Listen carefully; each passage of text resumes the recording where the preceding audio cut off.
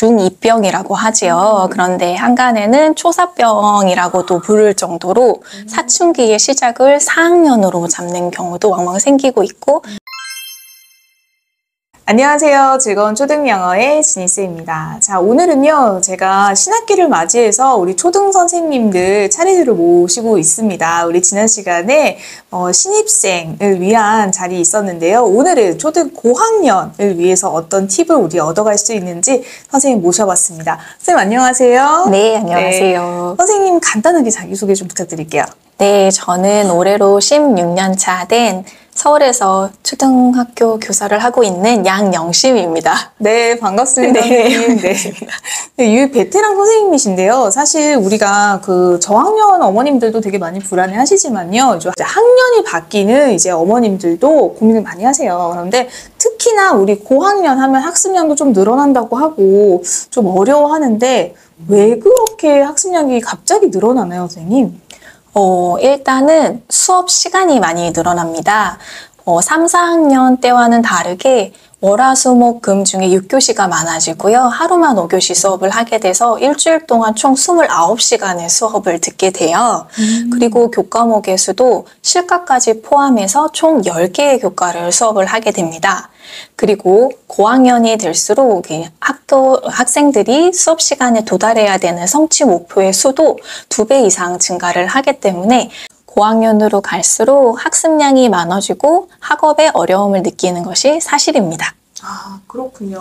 일단 듣기만 해도 과목도 늘어나고요. 그 다음에 우리 6교시, 7교시까지는 없죠? 네, 6교시까지 됩니다. 6교시까지 있는데 그게 또 성취 기준이라고 어머님들 제가 교육과정에서 계속 말씀드리잖아요. 아이들이 해당 학년에 어디까지 성취해야 된다라고 하는 그 성취 기준의 개수가 늘어난다는 거잖아요. 네. 그러니까 당연히 학습량이 늘어날 수밖에 없겠네요. 네, 맞습니다. 거기다가 우리 학교 학년군도 좀 다르게 묶이잖아요, 선생님. 네, 맞습니다. 우리 초등학교는 1, 2학년군, 3, 4학년군, 5, 6학년군으로 구성이 되어 있기 때문에 4학년과 5학년의 차이가 클 수밖에 없어요. 4학년에서 5학년 이렇게 뛰어넘을 때 아이가 학습 부담을 느끼고 어려워진다라고 하는 게 우리 아이만 그런 게 아니겠네요. 네, 그렇죠. 전반적으로 이제 5학년에 새로 들어가는 친구들이 공통적으로 겪는 어려움입니다. 그러면 선생님, 고학년으로 올라갔을 때 우리 아이들이 구체적으로 학습 방법도 조금 달라질 것 같아요. 기존의 저학년 때 그냥 설렁설렁 책만 읽었던 거랑은 좀 다르게 고학년에서는 좀 우리 신경 쓰고 해줘야 되는 게 어떤 게 있을까요?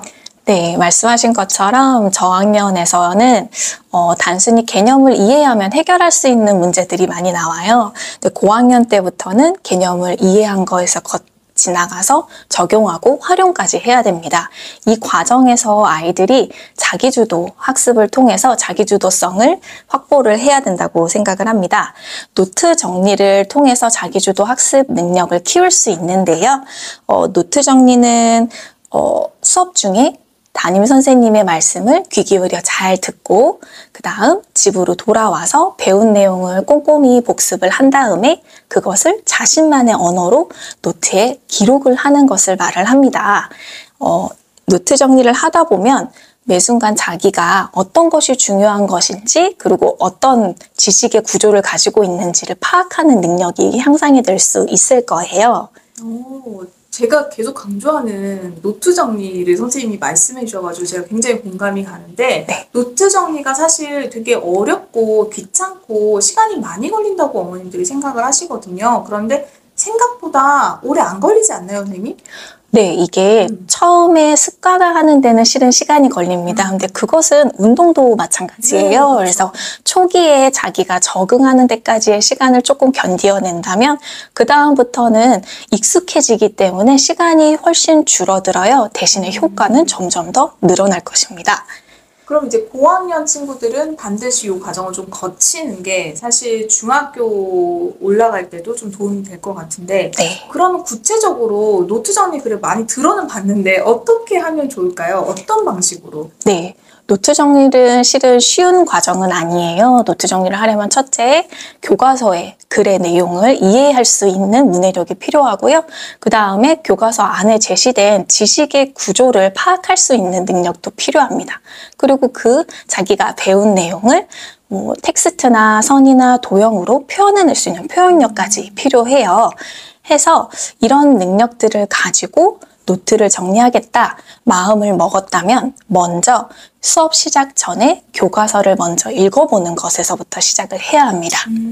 그거는 집에서 예습을 아이들 교과서 안 가져오는데 네. 그러면 수업 시작하기 전에 빠르게 훑어보는 것도 가능한 네, 거군요. 맞습니다. 네. 네. 수업 시작 전을 찾아서 제일 첫 번째는 교과서 구성을 먼저 찾아보고요. 이거는 한 학기의 그 첫 시간에 교과서 구성, 교과서 제일 앞부분을 찾아보면 될 거고요. 그다음 교과서 목차는 배울 내용에 대한 체계예요. 그래서 교과서 목차를 확인을 하고 그다음에 대단원명, 주제명, 차시명 그리고 그 수업 시간에 배워야 되는 내용이 학습 문제 로 나와 있습니다. 그 부분을 확인을 합니다. 그리고 교과서를 빠르게 읽어보면서 이번 시간에 새롭게 등장하는 용어가 무엇인지 찾아보고 낯설게 보이는 새롭게 등장한 표나 그림이나 도표, 사진 등의 제목도 한 번씩 읽어봐주고요. 중요한 것은 처음 보는 학습 내용이기 때문에 내가 궁금한 점을 교과서 여백에 기록해 놓는 것이 중요합니다. 사실 제가 교과서를 엄청 강조하는 선생님 중에 하나인데요. 교과서를 제대로 면밀하게 잘 보지 못해서 이 놓치는 부분들이 많은데 선생님 말씀하신 대로 아이들이 전체적으로 대단원부터 목차를 보고 내가 오늘 배워야 될 내용이 무엇인지를 보면서 나중에 노트 정리까지 이어지면은 굉장히 꼼꼼하게 의미 있게 교과서를 다 학습할 수 있을 것 같아요. 네, 선생님 말씀처럼 교과서 씹어먹기. 네, 네, 진짜 필요한 과정인데 어떻게 해야 되는지 몰라서 못했던 친구들이 있다면 이번에 새 학기가 됐을 때는 반드시 좀 적용을 해봤으면 좋겠는데요. 요거를 쓸 수 있는 노트가 따로 있나요, 형태가? 네, 초등학교 고학년의 경우에는 이렇게 이제 형식이 주어진 네. 코넬 노트를 추천을 합니다.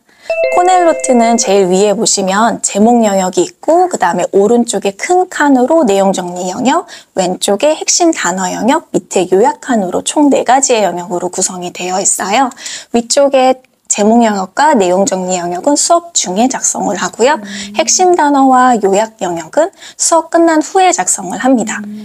해서 여기 네. 핵심 단어 영역은 어떤 걸 말할까요? 여기는 이제 책 내용을 좀 정리하면 된다라고 이해하실 수 있을 것 같은데 네. 여기 영역은 어떻게 정리하면 될까요? 네, 여기 핵심 단어 영역은 노트 정리를 한 여기 노트 정리 영역에서 중요한 단어들을 뽑아서 여기에다가 적는 거예요. 네. 그러면 나중에는 여기 핵심 단어까지 적은 다음에는 노트 정리 영역을 가리고 핵심 단어만 보고 노트 정리한 내용을 설명할 수 있는 겁니다.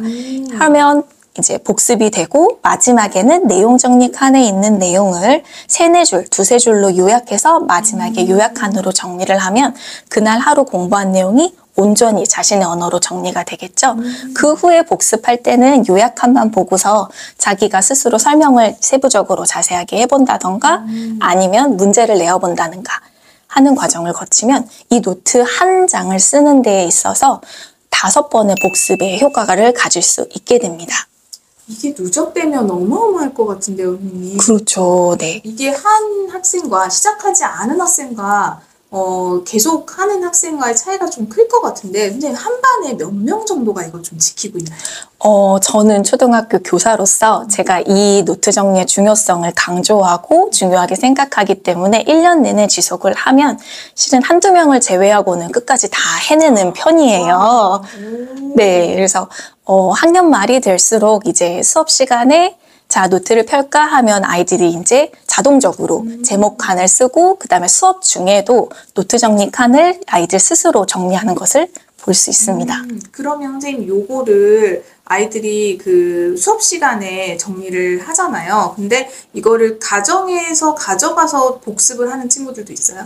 네, 저는 교과 노트는 항상 들고 다니게 했어요. 그래서 네. 교과서를 다 들고 다니면 좋지만 실은 그게 어려운 경우가 많아서 만약에 교과서가 보고 싶으면 집에서 디지털 교과서로 볼 수 있는 방법도 있으니 너가 정리한 노트는 매일 들고 다녀야 된다. 그리고 그것을 집에 가서 꼭 한 번씩은 들춰봐라 라고 아이들한테 강조했습니다. 그럼 혹시 이게 배움 노트랑 좀 같나요?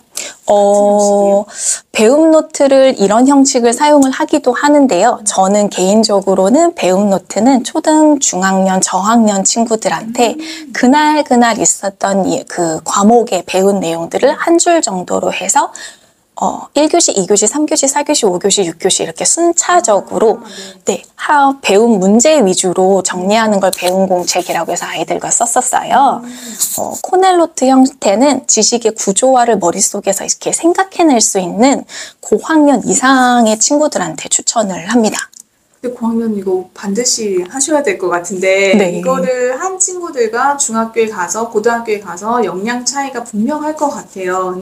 그러면 학교마다 반별로 조금씩 차이는 있지만 우리 고학년이 되면 어쨌든 노트 정리에 대한 기본적인 것들을 선생님들이 좀 가이드를 해주시는 편인데 네, 맞습니다. 많은 친구들이 노트 정리 놓치고 있거든요. 그래서 어머님들이 이번 기회에 아이들 노트 정리 하고 있었는지 한번 체크해 보시고 새 학기에는 만약에 준비하지 못했다라고 하면 고학년들은 요 형식의 코넬노트 준비하셔서 올해는 다 채워보는 것을 목표로 하시면 우리 아이 우등생 되는 거는 문제 없겠네요. 네, 맞습니다.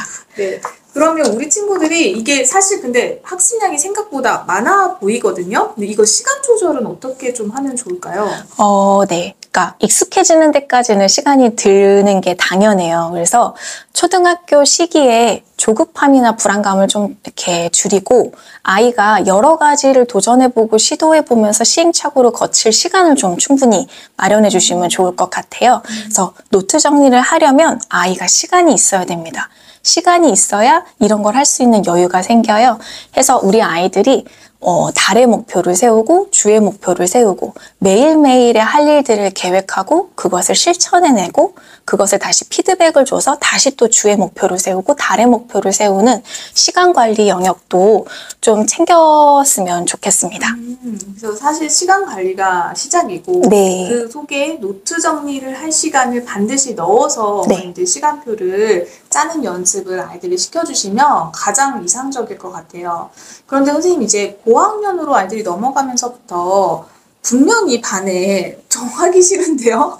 이렇게 하는 친구들이 나올 것 같거든요. 네. 아이들이 점점 인지 능력이 높아지고 그 다음에 사춘기도 요즘에 좀 빨라지고 있는데요. 학교 실제적으로 현장에서는 어떤가요? 몇 학년부터 이렇게 사춘기가 보이나요?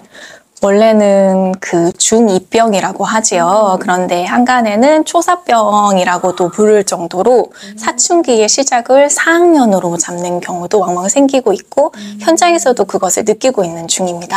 느낌에는 초등학교 4학년이면 조금 빠른 사춘기라는 느낌이 들거든요. 네. 사실 5학년들도 오면 이렇게 자기의 감정을 어떻게 표현해야 될지 몰라서 힘들어하는 친구들이 있는데 4학년 때 온다라고 하면 더 힘들 것 같은데 그렇지 않은가요?